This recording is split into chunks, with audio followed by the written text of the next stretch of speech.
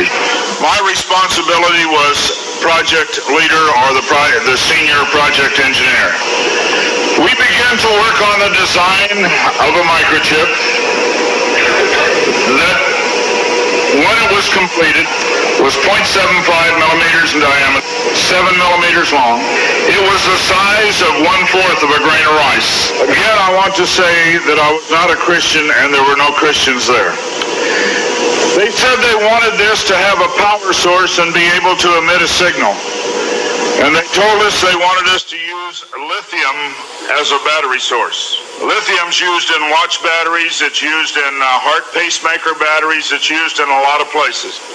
I designed into this microchip a little charging circuit that would charge that battery. This sounds like a lot of technical things coming together, but if you'll bear with me 1 minute, you'll see what God has laid out about this microchip. When we discovered that we needed to be able to charge that battery, I needed a temperature change, a change in temperature to cause current to flow through that little charging circuit that would charge the battery. So we began to investigate and find out where in the body does the temperature change the most rapidly. We spent over $1 million in taxpayer money, and when the results came back, there was a lot of information. We divided it up amongst 3 teams, and then came back together with that information. It was determined that there were 2 places in the body that were ideal for the microchip. One was just below the hairline on the forehead. Every mother checks their child's temperature right here. So we could have paid the mothers $1 million and saved. I never saw a mother check their child's temperature on their ankle. Always right here. The other place was the hand, the right hand preferred, because most people are right-handed. This didn't bother me, and it didn't bother anybody else on the team. The hand seemed a good place. Nobody wanted it here. And so the design work, everything was completed, the microchip was done.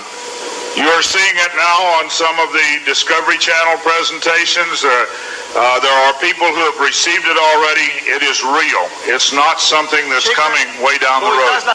They gave me a Bible.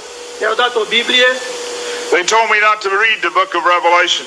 They said the book of Revelation is too hard to understand. So I waited, and I didn't read the book of Revelation for quite some time. Then one day I came to Revelation 13, verse 16. And he caused us all, both small and great, rich and poor, free and bond, to receive a mark in their right hand or in their forehead. I didn't like what I saw. I went back and looked up the word mark. I went to the Strong's Concordance, and I found that John had used 3 words for the word mark. Charagma, charicator, and charax. That was from the Greek. I looked at those words. They talked about a scratch or an etching. They talked about a lot of things. And I said, God, this isn't it. We didn't do it. He said, go to the word for 666. The word is chixastigma. In the Greek, it says to go to 4742 as a cross. The last half of the word chixastigma. And when I looked at what it says stizo, i.e. to stick, to prick, a mark incised or punched into for recognition of ownership. I thought about the little injection tool. The end of it is called an incisor. I began to weep and I began to cry, and I said, oh God, what have we done? I couldn't believe that this lined up with what we had developed. And I began to run from God. I didn't run away from the church, I ran into the church. I tried to do as many things as I could to atone for this. But I want to tell you something, as God is my witness here tonight, this got in the way. Money got in the way. I had beautiful homes overlooking the lake. I had all the things that I wanted, and I ran because of the money. My ability to go and get $250,000 in research money took me away from telling the message. I ran for many years. What I want to tell you is that this is real. The microchip implant is real. Credit cards are failing. They can be counterfeited. The new smart card can be counterfeited. They can be stolen. They can be lost. All kinds of things can happen to a card. But you cannot lose your hand. Very quickly they're going to move to this being in the hand.